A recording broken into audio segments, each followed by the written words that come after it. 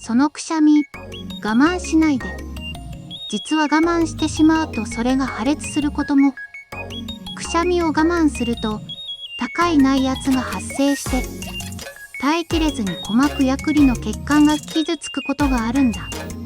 実際にくしゃみを我慢して鼓膜が破れたり肺や胸膜にダメージを与えて気胸を起こした例もあるんだよ。最悪の場合、腹圧の急上昇で脱腸が誘発されることもあるんだって。そのくしゃみ、我慢しないでそのまま出して、体は大切に扱おう。